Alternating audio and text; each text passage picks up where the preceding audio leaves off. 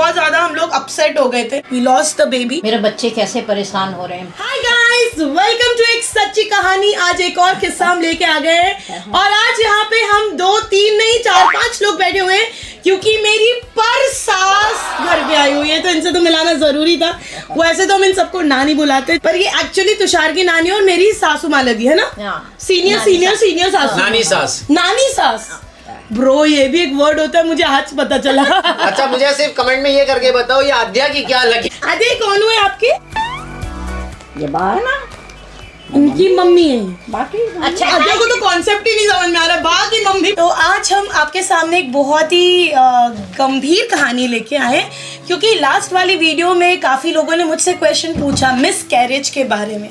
और आद्या मेरी दूसरी काइंड ऑफ ए कंसीविंग औलाद है। तो शादी के 1 साल बाद नहीं, 1 साल पूरा नहीं हुआ था। 3, क्योंकि 1 साल बाद तो हम लोग दिल्ली पहुंचे थे।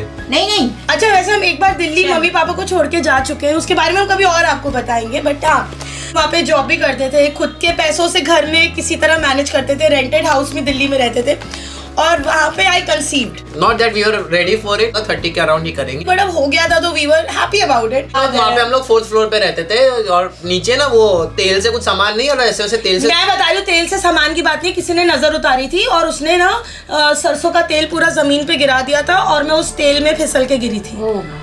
किसी की बुरी नज़र मेरे को ऐसी लगी कि काफ़ी ज़्यादा इंजरी आ गई थी और ऑन द स्पॉट हमें देखो ऐसा था कि हमें समझ में तो आ गया था कि जैसे जिस तरीके से गिरी है ना, कि भाई कुछ ना कुछ कॉम्प्लिकेशन तो आ गया। ये पीठ पूरा मेरा नील आ गया था। जल्दी से हॉस्पिटल रश किया, हमारे पास पैसे भी नहीं थे। We just had 10,000 rupees. Nearest hospital गए जो एकदम सामने ही था, रोड क्रॉस करके। हम द्वारका में रहते थे तब। एंड हॉस्पिटल जाके हमें पता चला कि वी लॉस्ट द बेबी।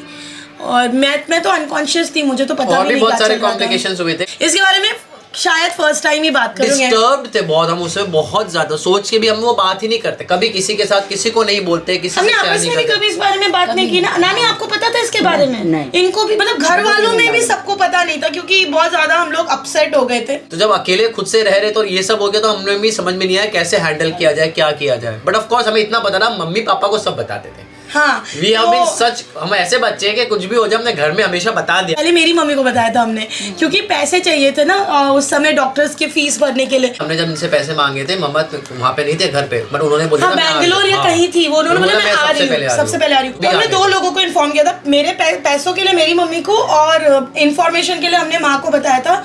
माँ तो अगले ही सुबह आ गई।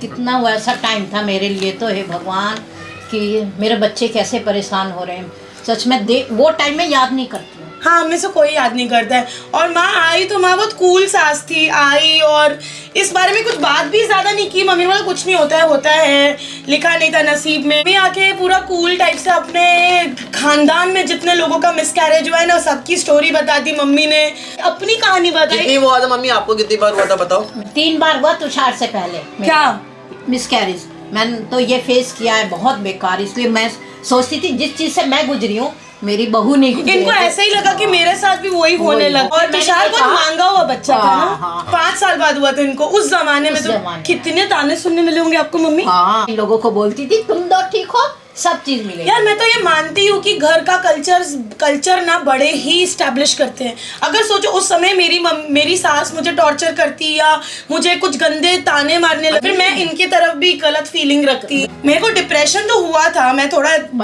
परेशान हो गई थी। नहीं, बहुत परेशान थी, रोती रहती थी। मैं बताऊँ सच में, कई बार मैं आती थी, इसकी आँख गीली, मैं समझ सो जाती थी, पर मैं शो नहीं करती थी कि मैंने तुम्हें रोते हुए देख लिया। मैं हंस के बात करती थी, कोई हंसी की बात बताती थी। और उस समय ना मतलब हार्मोनल प्रॉब्लम्स भी होती है ना, आप थोड़ा साइको से हो जाते हो। ऐसा ये लोग नहीं रुलाते थे, मैं ही साइको सी हो गई थी। हाथ मतलब बहुत जल्दी गुस्सा आना, इरिटेटेड रहना, तो ऐसी हो गई थी। इन्होंने सिर्फ मेरा मिसकैरेज नहीं झेला, इन्होंने मेरा वो पीरियड भी निकाला। शिवानी के पास दोनों माएँ आई थी। इन्होंने शिफ्ट ड्यूटी मारी थी कि तुम आके चले जाओ तो मैं आ जाऊंगी। इन्होंने आपस में बात की, इतनी कोऑर्डिनेशन किया था। एक साथ दोनों आ जाएंगे तो कोई फायदा नहीं, पहले एक जन रह लेगा, उसके बाद तो इन्हें भी हेल्प मिलेगी ना। मैंने सर रियलाइज किया कि फैमिली ही फ्रेंड्स बनती है, यही तुम्हारे पक्के दोस्त है, बाकी सारे तो आते जाते रहते हैं। जाने से पहले मैं आपको एक बोनस सीन दिखाता हूँ। आपकी कितनी बहुएं रही हैं? 3 तो हुआ और अब 2 बहू है, ये आ गए। अभिषेक की, और तुम? आपकी फेवरेट बहू कौन है?